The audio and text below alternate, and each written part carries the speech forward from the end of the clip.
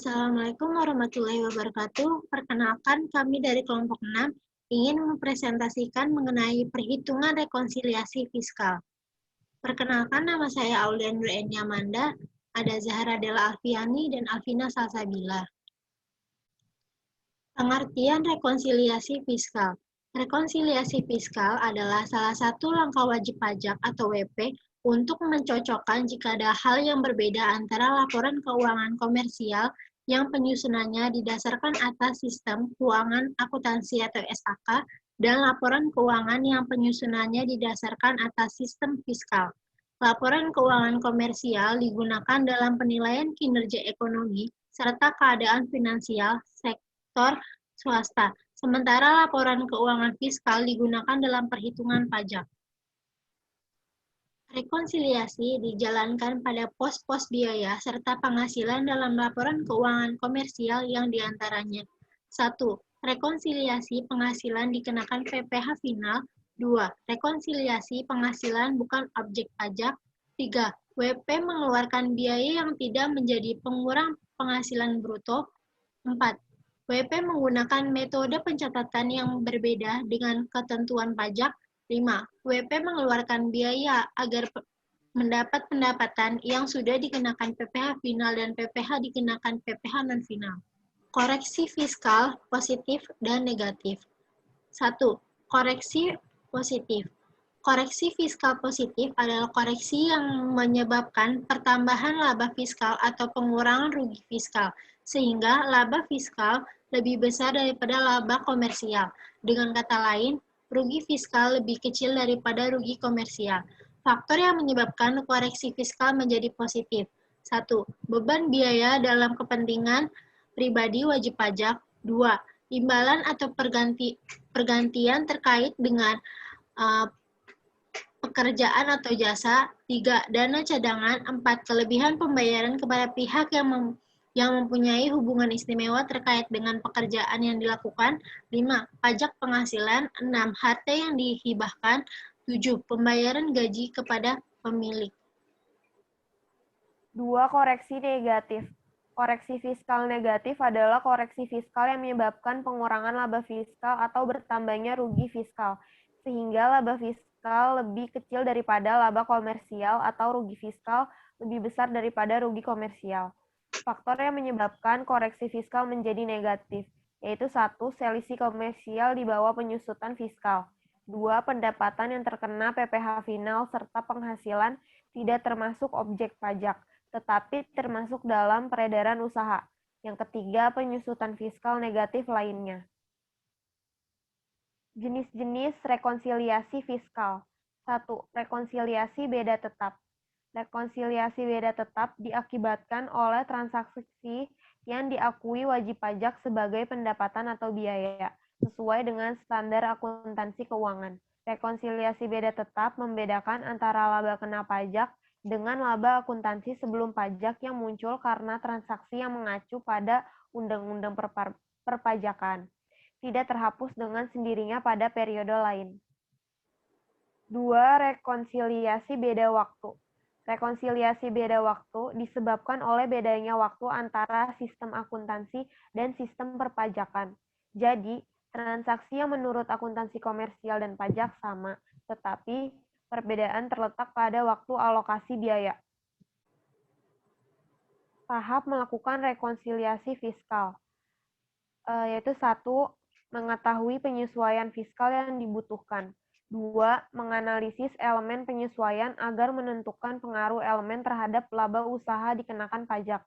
Yang ketiga, mengoreksi fiskal, yakni memantau angka koreksi fiskal berdasar positif dan negatif.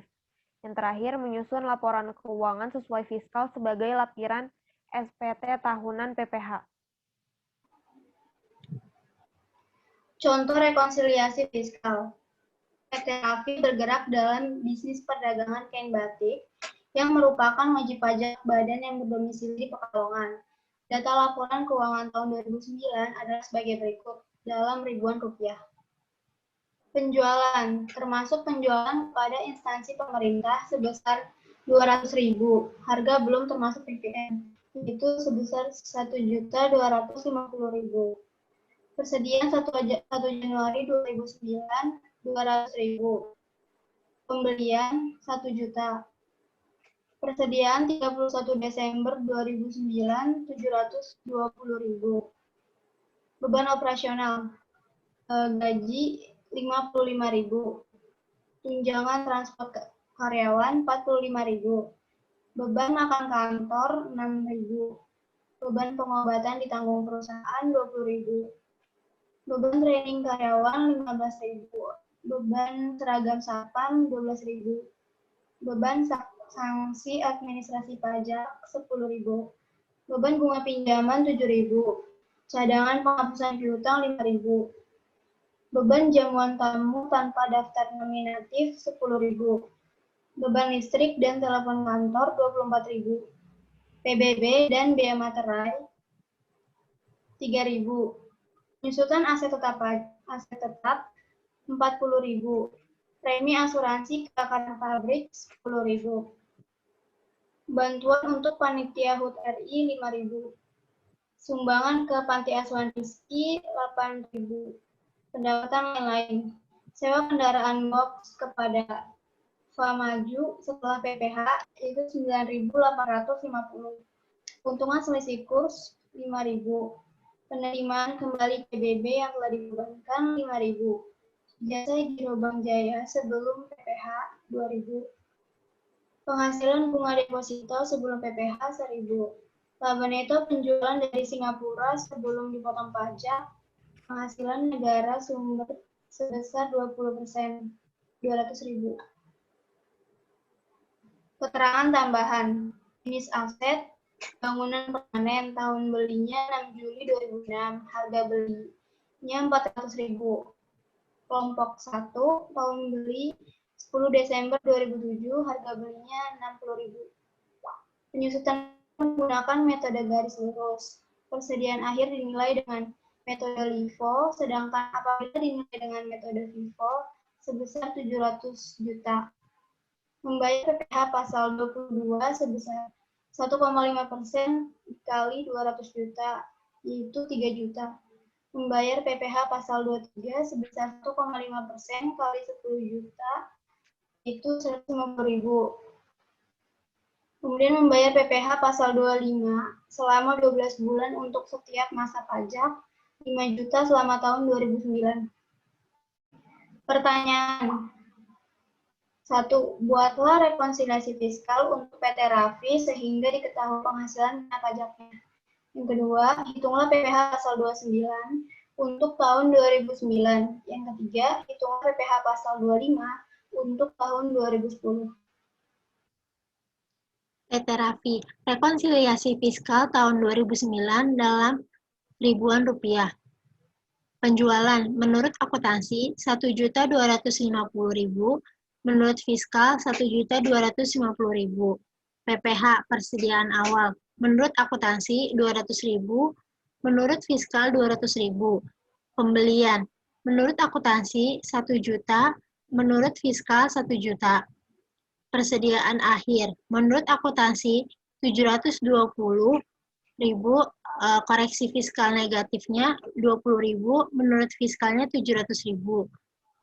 Menurut akuntansi 480.000, menurut fiskal 500.000. Penghasilan bruto usaha menurut akuntansi 770.000, menurut fiskal 750.000. Beban operasional, gaji menurut akuntansi 55.000, menurut fiskal 55.000. Tunjangan transport karyawan menurut akuntansi 45.000, menurut fiskal 45.000. Beban makan kantor menurut akuntansi 6.000, menurut fiskal 6.000. Beban pengobatan ditanggung perusahaan menurut akuntansi 20.000, koreksi fiskal positifnya 20.000, menurut fiskalnya 0. Beban training karyawan menurut akuntansi 15.000, menurut fiskal 15.000. Beban seragam satpam menurut akuntansi 12.000, menurut fiskal 12.000. Beban sanksi administrasi pajak menurut akuntansi 10.000, koreksi fiskal positifnya 10.000, menurut fiskalnya 0. Beban bunga pinjaman menurut akuntansi 7.000, menurut fiskal 7.000.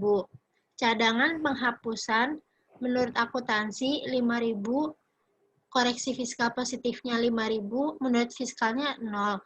Beban jamuan tamu tanpa daftar nominatif menurut akuntansi 10.000, koreksi fiskal positifnya 10.000, menurut fiskalnya 0. Beban listrik dan telepon kantor menurut akuntansi 24.000, menurut fiskal 24.000. PBB dan bea materai menurut akuntansi 3.000, menurut fiskalnya 3.000. Penyusutan aset tetap menurut akuntansi 40.000, koreksi fiskal positifnya 5.000, menurut fiskalnya 35.000.